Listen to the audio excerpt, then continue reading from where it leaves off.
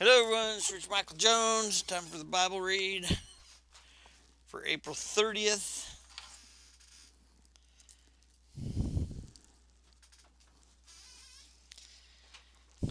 Sorry if you guys didn't get to 3 o'clock prayer, but we were so far out in the woods there was no cell. Anyway, Judges 11, chapter 11.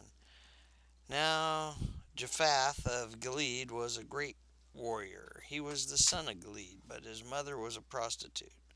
Gilead's wife also had several sons, and when these half brothers grew up, they chased Jephthah off the land. You will not get any of our father's inheritance, they said, for you are the son of a prostitute. So Jephthah fled from his brothers and lived in the land of Tob. Soon he had a band of worthless rebels following him. At about this time, the Amorites began their war against Israel. When the Amorites attacked, the elders of Gilead sent for Jephthah in the land of Tob. The elder said, "Come and be our commander. Help us fight the Amorites." But Jephthah said to them, "Aren't you the ones who hated me and drove me from my father's house? Why do you come to me now when you're in trouble?" "Because we need you," the elders replied. "If you lead us in battle against the Amorites, we will make you ruler over all the people of Gilead." Jephthah said to the elders, "Let me get this straight. If I come with you, and if the Lord gives me victory over the Amorites, will you really make me ruler over all of the people?" "The Lord is our witness," the elders replied. "We promise to do whatever you say."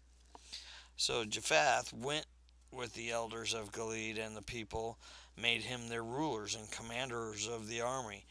At Mizpah, in the presence of the Lord, Jephthah repeated what he had said to the elders.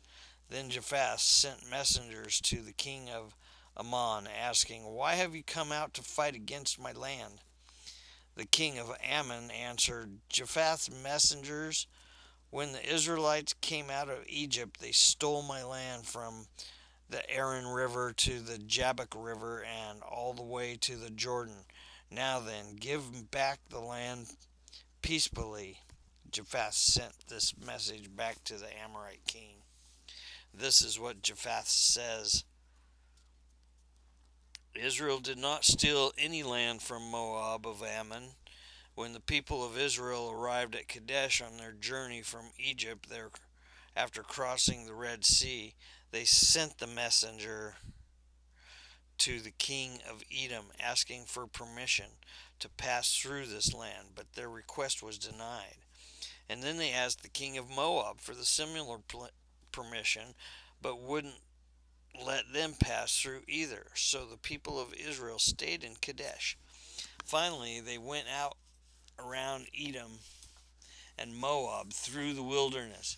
They traveled along Moab's eastern border and camped on their other side of the Aran River, but they never once crossed the Aran River into Moab, for the Aran was the border of Moab. Then Israel sent messengers to the king Sihon of the Amorites, who ruled from Heshbon, asking for permission to cross through this land to get their destination. But the king Sihon didn't trust Israel to pass through his land. Instead, he mobilized his army at Jaws and attacked them. But the Lord, the God of Israel, gave his people victory over King Sihon. So Israel took control of all the land of the Amorites who lived in the region, from the Arnon River to the Jabbok River, and from the eastern wilderness to the Jordan. So you see, it was the Lord, the God of Israel, who took away the land from the Amorites and gave it to Israel. Why then should we give it back to you? You keep whatever your God Chemosh gives you, and we will keep whatever the Lord our God gives us. Are you any better than Balak, son of Zippor, king of Moab? Did he try to make a case against Israel for disputed land? Did he go to the war against them?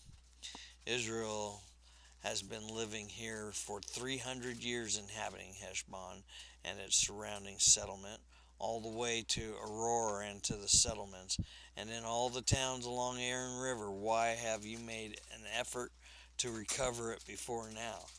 Therefore, I have not sinned against you. Rather, you have wronged me by attacking me.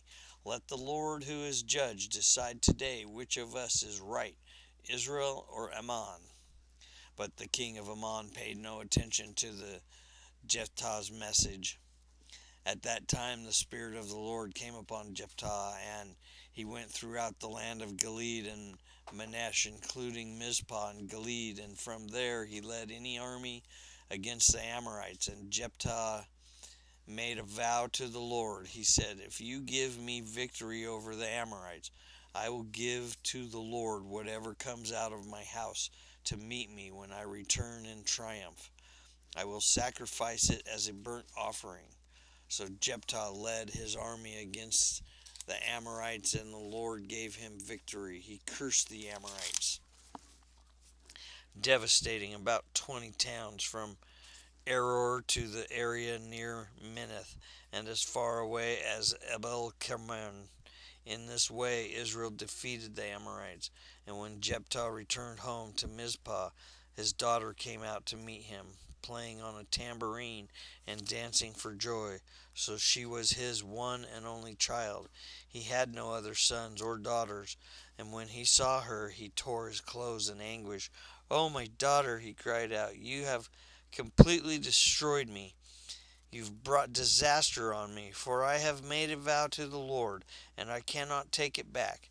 And she said, "Father, if you have made a vow to the Lord, you must do to me what you have vowed, for the Lord has given you a great victory over your enemies and the Amorites. But first let me do this one thing. Let me go up and roam in the hills and weep with my friends for 2 months, because I will die a virgin." "You may go," Jephthah said, and he sent her away for 2 months. She and her friends went into the hills and wept because she would never have children. When she returned home, her father kept the vow he had made, and she died a virgin. So it has become a custom in Israel for young Israelite women to go away for 4 days each year to lament the fate of Jephthah's daughter. And then the people of Ephraim mobilized an army and crossed over the Jordan River to Zaphon. They sent this message to Jephthah: "Why didn't you call for us to help you fight against the Amorites? We are going to burn down your house with you in it." Jephthah replied, "I summoned you at the beginning of the dispute, but you refused to come. You failed to help us in our struggle against Ammon. So when I realized you weren't coming, I risked my life and went to battle without you, and the Lord gave me victory over the Amorites. So why have you now come to fight me?" The people of Ephraim responded, "You men of Gilead are nothing more than fugitives from Ephraim and Manasseh." So Jephthah gathered all the men of Gilead and attacked the men of Ephraim and defeated them. Jephthah captured the shallow crossings of the Jordan River, and whenever a fugitive from Ephraim tried to go back across, the men of Gilead would challenge him. "Are you a member of the tribe of Ephraim?"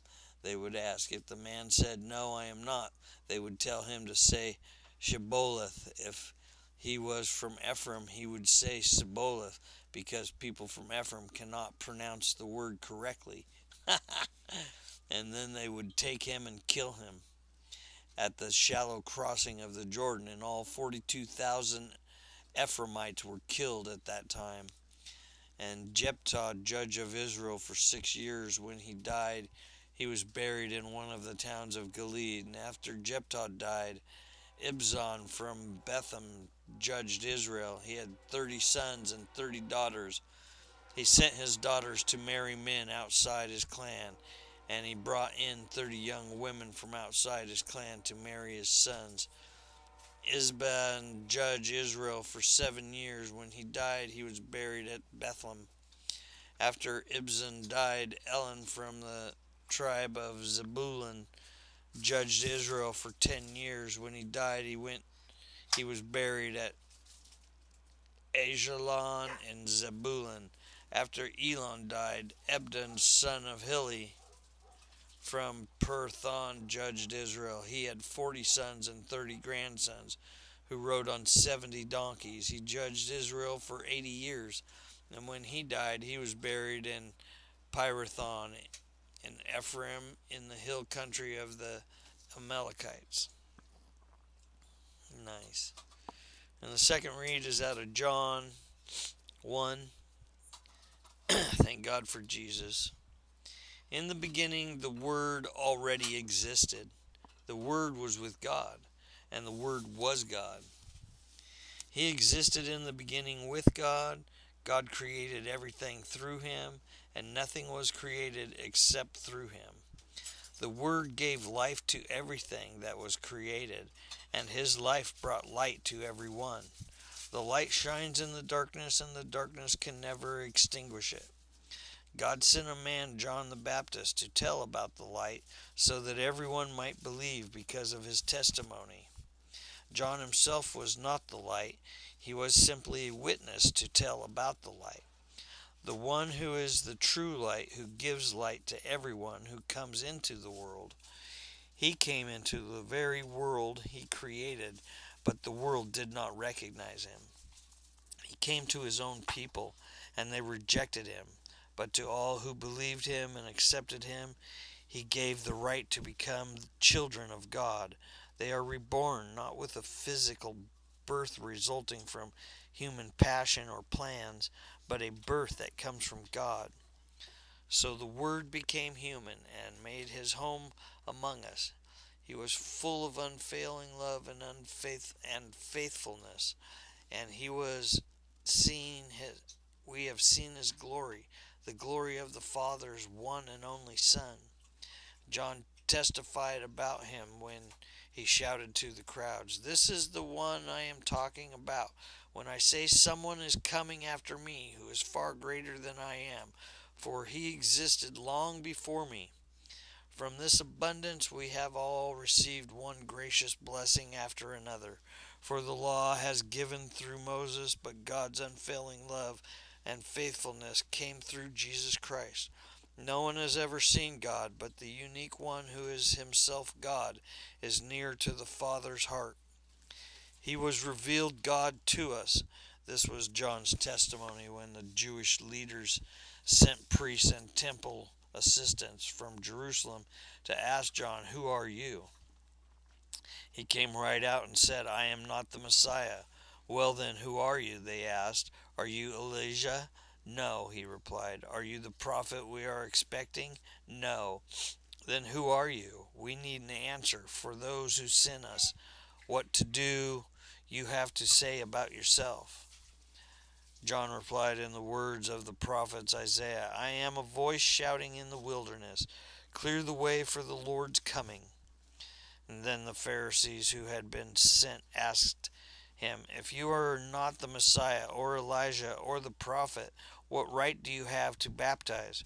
John told them, "I baptize with water, but right here in the crowd is someone you do not recognize.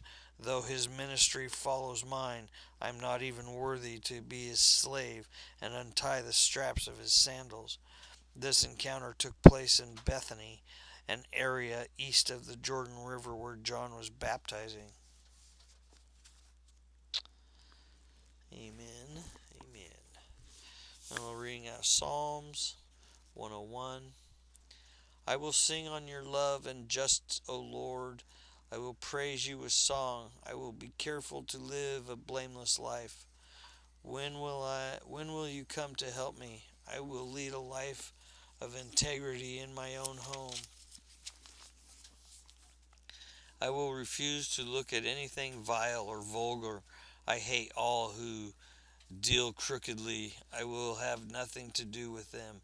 I will reject perverse ideas and stay away from every evil. I will not tolerate people who slander their neighbors, and I will not endure conceit and pride.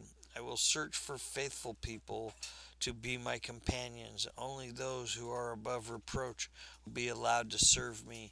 I will not allow deceivers to serve in my house, and liars will not stay in my presence. My daily task will be to ferret out the wicked and free the city of the Lord from their grips. And a little bit of Proverbs 14. Laughter can conceal a heavy heart, but when the laughter ends, the grief remains. Backsliders get what they deserve. Good people receive their rewards. Alrighty then. That was quite a read.